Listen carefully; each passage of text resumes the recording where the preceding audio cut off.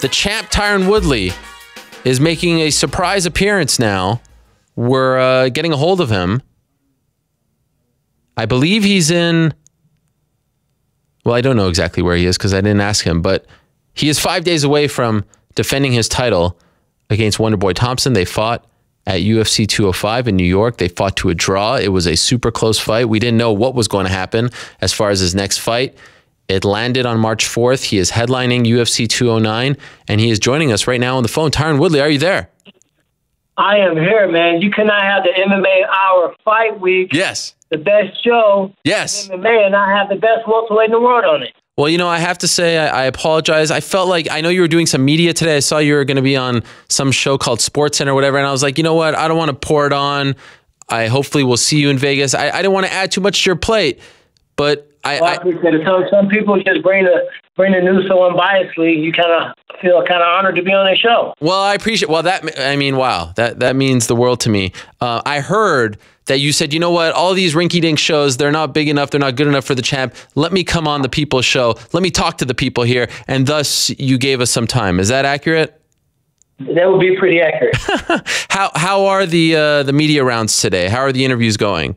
They're going fine, man. At SportsCenter, you know, everybody obviously is a hot topic. They want to get me all revved up on racist sport, you know, but I think I've done a good job with, you know, qualifying some of my statements. And speaking of, you know, I do want to give a shout out. I'm really kind of embarrassed and, you know, feel bad that this entire month of February has gone by, and us in mixed martial arts, as fighters, as an organization, we haven't really celebrated Black History Month at all. So I just want to shout out some of the pivotal guys that I watched growing up, guys like Lee Kemp, Kevin Jackson, Bobby Douglas, Mo Lawal, Daniel Cormier, Joe Williams, Jordan Barrows, Kenny Monday.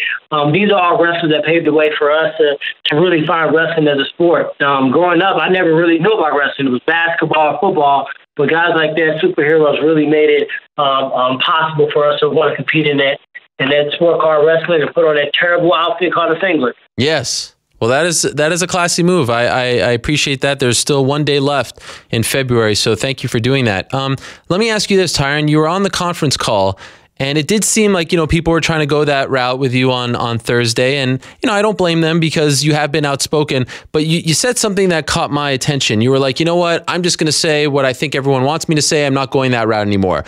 Why all of a sudden have you kind of backed off a little bit? Why are you saying I'm just going to give you what you want and give you these canned answers when it seemed like, for better or worse, people were at least paying attention to what you were saying? Whether they liked it or not is one thing, but you were definitely creating some sort of buzz. Why back off now? In general, people don't like the truth. People can't take the truth. And people, in general, that are not exposed to certain things, if I'm not ever exposed to alcoholism, in my mind, in my reality, it doesn't exist. If I've never been exposed to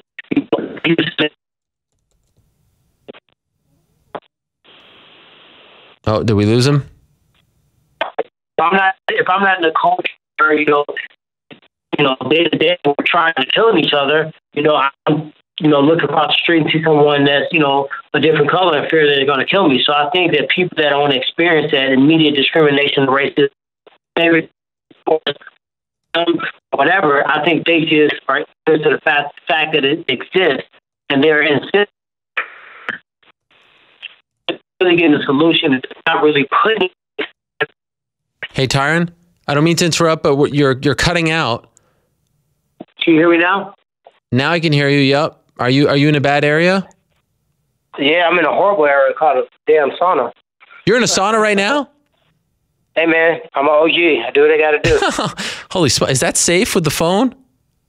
Yeah, I'm underneath my sauna. It's the Woodley sauna. You sit upstairs, you sit up top and it's hot, you sit down low and it's cold. Are you at home? Yeah, I'm at home right now. Okay, I thought maybe you were at Bristol. Okay, but now you sound good. So can you just back up a little bit? I'm out of the sauna now. Now, what I was saying is that people that basically, you know, don't experience something themselves, it doesn't exist in their reality. So sometimes it's easy for them to say a very insensitive statement on something that you say when they're not in your shoes. And once you realize that, these people don't walk with you day to day. They haven't seen what you've undergone and things you had to, you know, overcome to get to where you're at. And the funniest thing to me is Tyron Woodley is race baiting and pulling the race car. Well, if you think about what that actually means, I've done the opposite, man. And I found a way to be extremely successful, not only in fighting, but in business and life.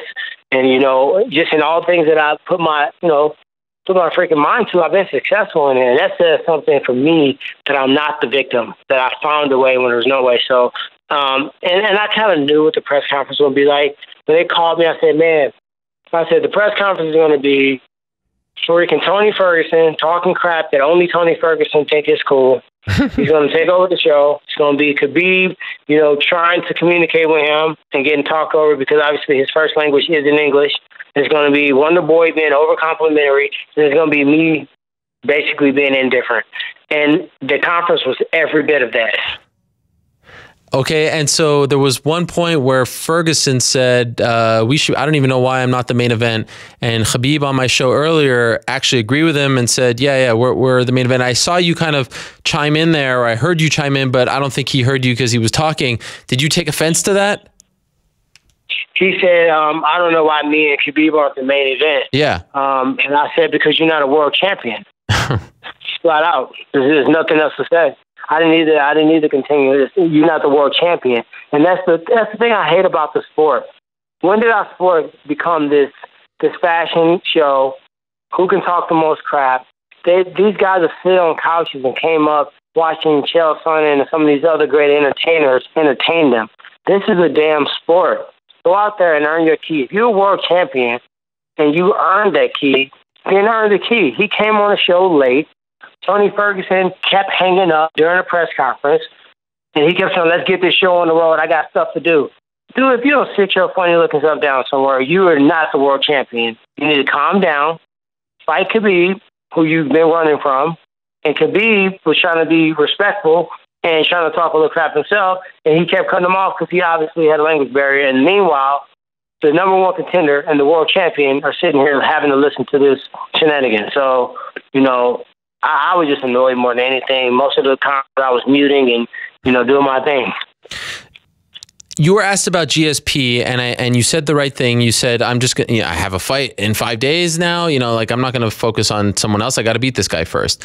But is it fair to say that the stakes have now been raised because he is back, because there's that carrot there? It is very possible you win this fight, you fight him next. So that wasn't a possibility 2 weeks ago, 3 months ago. This is now a real thing. He is back. So does it feel like the fight is even bigger because he is back? Yeah, it was a very possible. If I beat Roy McDonald, I was fighting for a world title. And I put my eyes right on that big world title, and I got my butt kicked. So I've learned a lesson from looking too far down the road. Obviously, I prepared. I spent so many tens of thousands of dollars to get myself ready to fight Wonder Boy. And at the end of the day, Dan Lambert told me this: winner conquers all. Winner conquers all.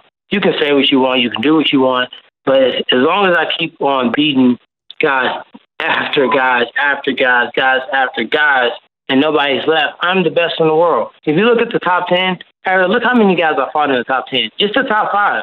The number 1 guy is Wonder Boy. Some people can say I won that fight. The number 2 guy is Robbie Lawler. Number 3 guy I haven't fought yet, which is David Maya. And the number 4 guy I fought. Kevin Gastelum is in there somewhere I fought. Dungyan Kim I fought.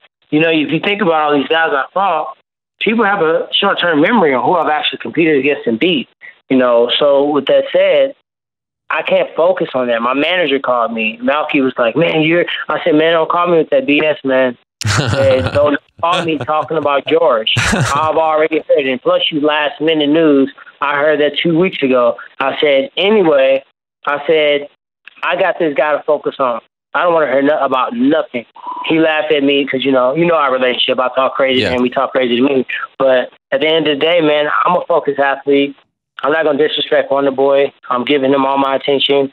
And if I whoop his butt and do it in great fashion, I'll at that point have the biggest stage to make my case. So earlier in the show, I was talking about this Damian Maia situation, but no better time than now with you to talk about it. Here's Damian Maia, who's been patiently waiting for a title shot. Had your fight ended conclusively in New York, we assume he would be maybe fighting this weekend for the belts against either you or Wonder Boy. I thought you won the fight, so it would be you, but he's not. And now here are some reports that they're offering him Masvidal on some fight night show in April.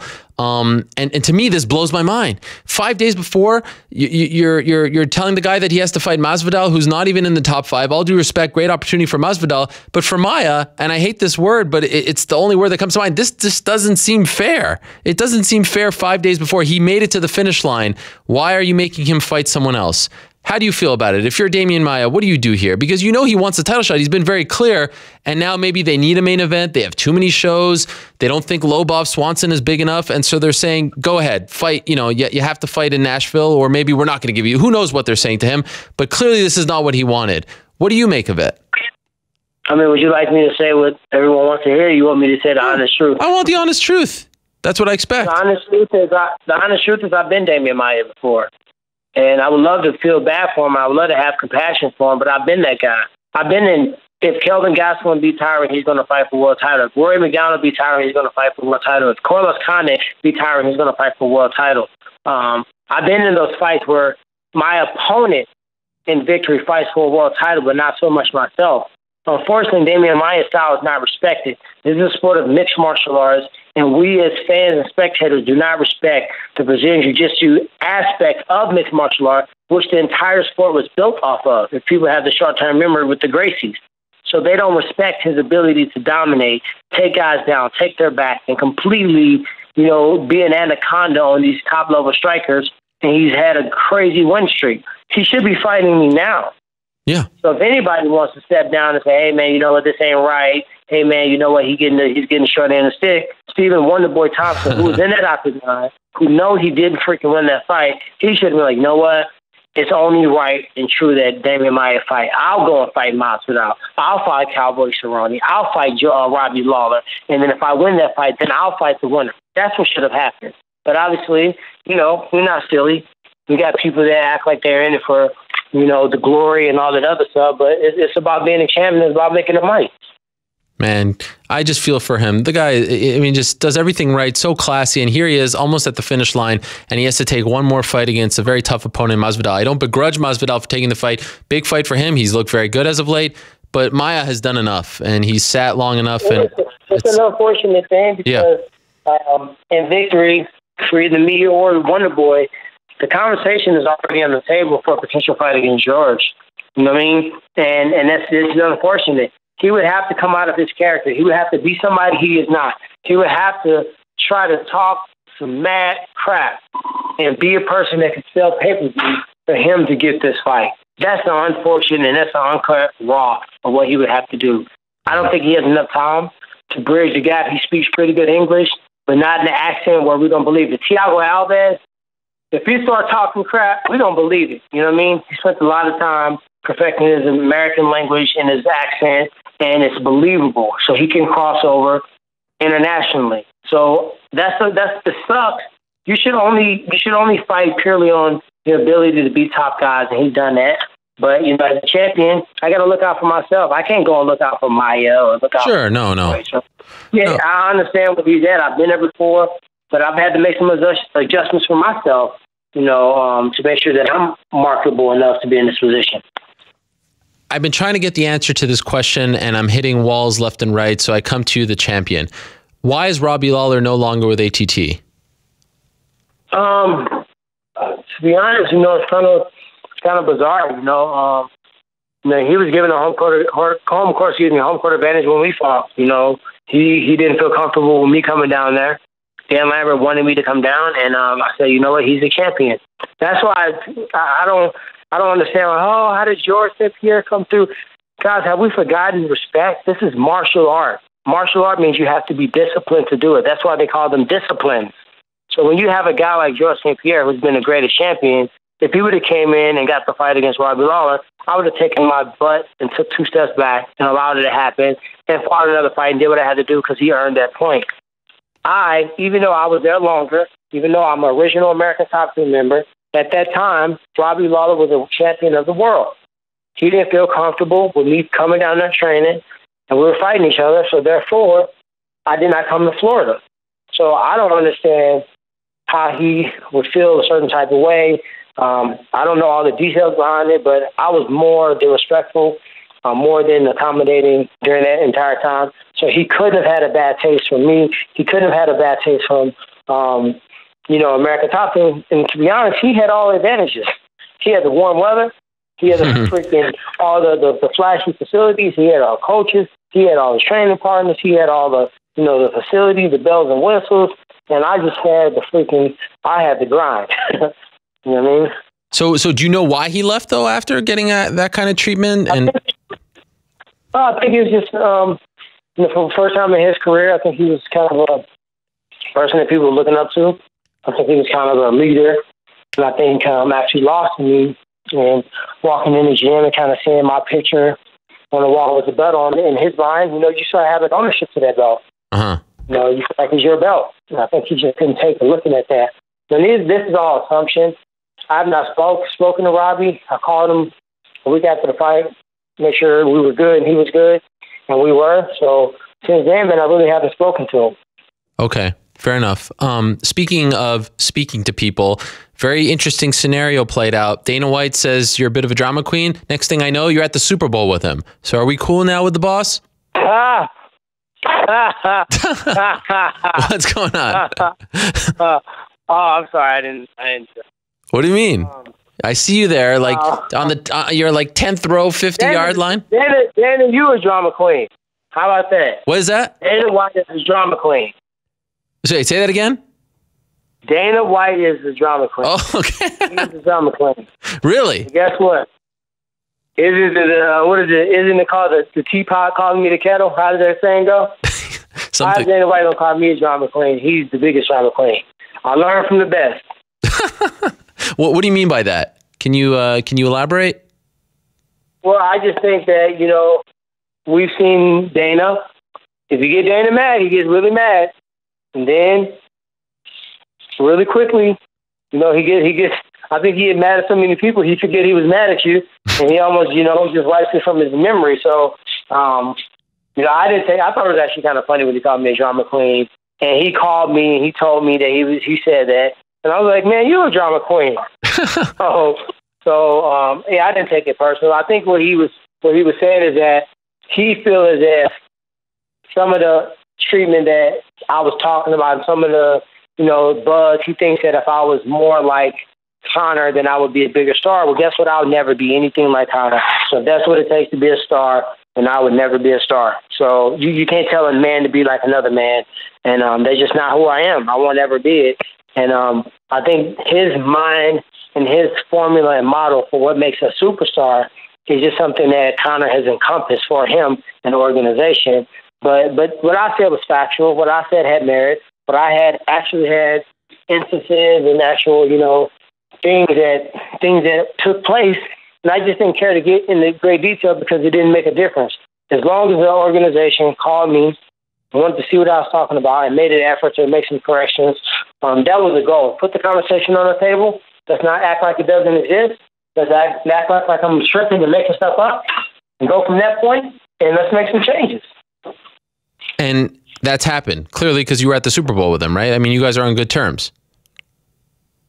Last I checked, we were, but then I got the damn drama queen, which kind of took me off guard. I think he called me because, occasionally you say the paragraph and two words out of the paragraph make the headline. Sure. And I had to call a reporter too. I said, man, we just got back on good terms, man. You just got off the dang old blackball list, and you gonna put on the internet that Tyron go back at Dana White and freaking say this. Oh, you got to read the article. I said, I know what the article gonna say, but you freaking making the headlines.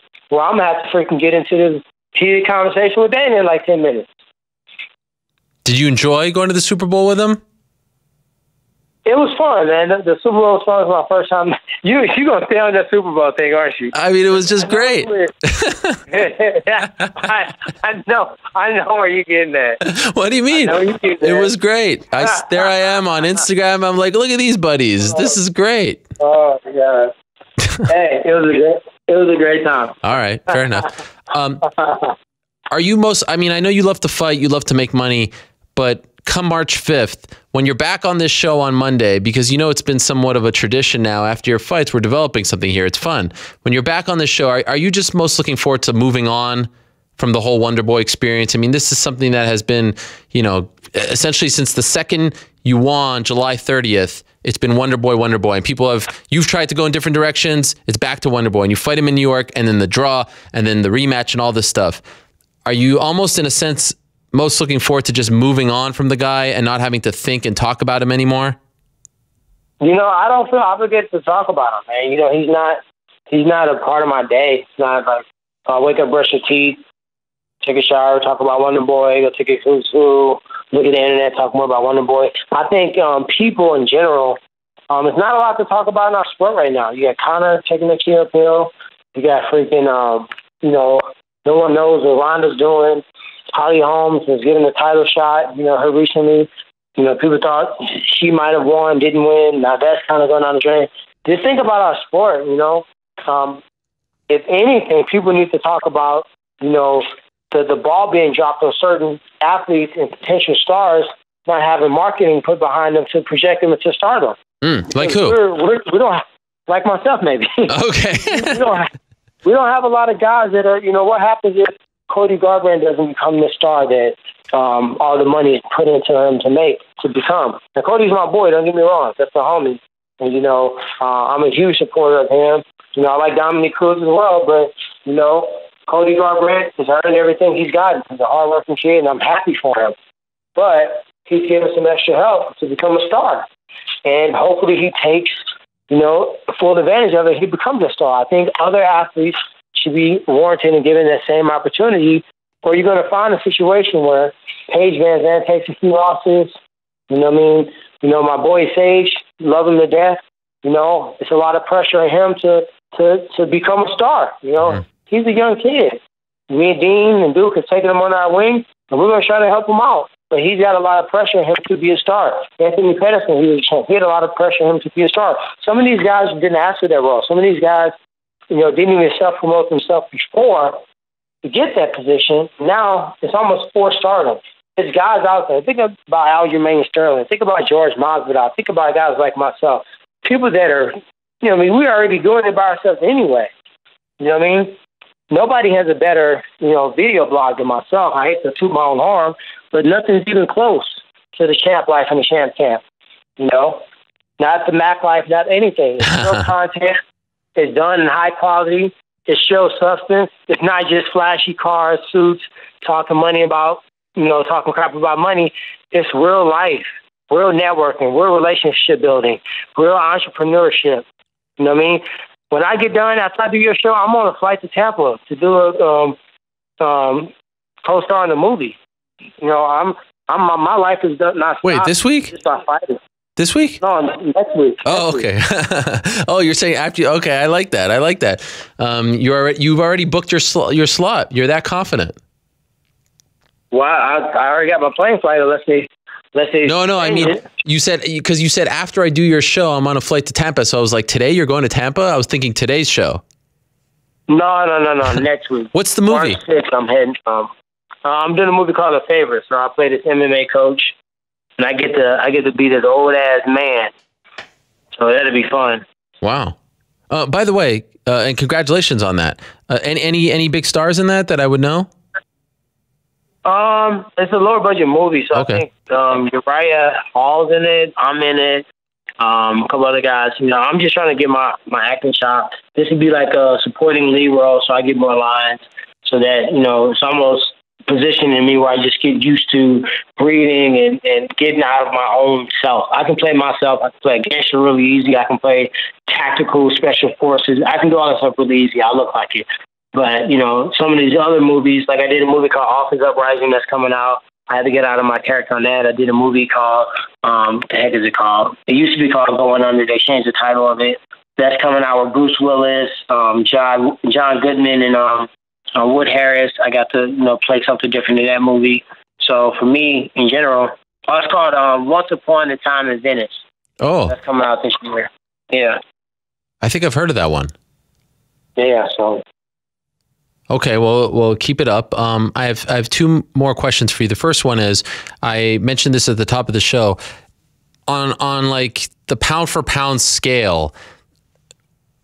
Would it be fair to say that the UFC 209 poster is the worst one in the history of the sport? Oh, you mean the actual damn face-off and you Photoshop what is that? A bronze belt on my waist? Whose belt? That bronze belt. Oh, the bronze belt. Yes, that's right. What is that? Come on. We can't do better than that? Hey, I'm not trying to take up the UFC, but I'm just going to say this. Okay.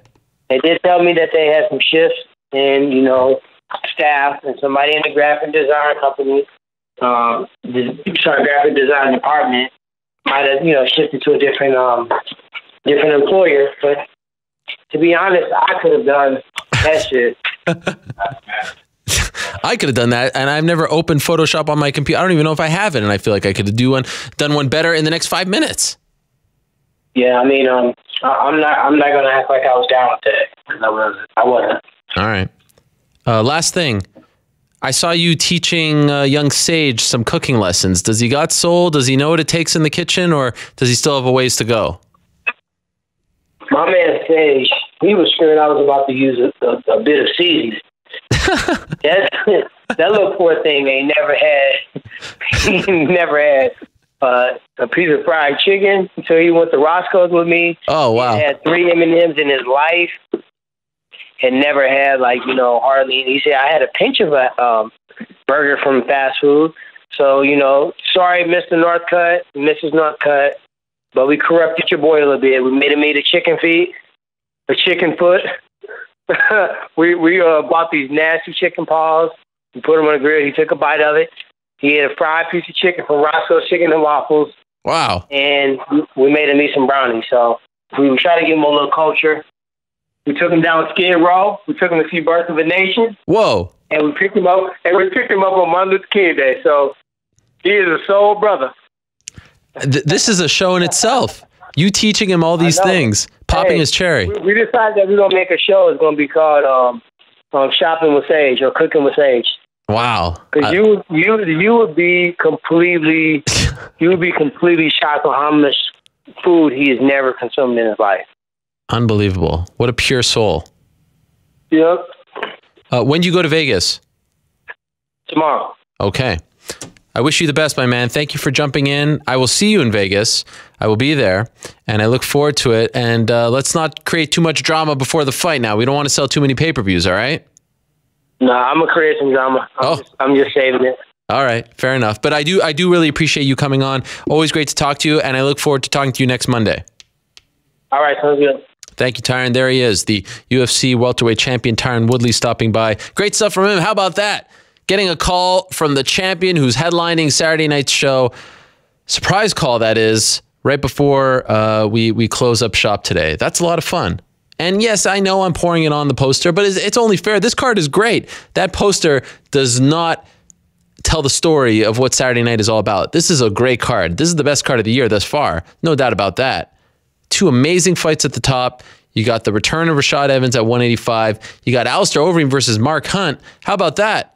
What a weekend for Dutch MMA. Marlos Kunin fighting for the Bellator title on Friday, and then you got Alistair fighting in his return fight after losing the title fight to Stipe Miocic in September, fighting on Saturday against Mark Hunt. Talk about a storyline. And Lando Venata. And if you haven't seen Lando Venata's portrait video posted by our Casey and Esther yesterday, Sunday, do check it out. What a character, and he is on a roll himself. So there's a lot to like as far as 209 is concerned. It's not happening in Stockton. It's a shame. No Diaz brother on the card, but we're over that.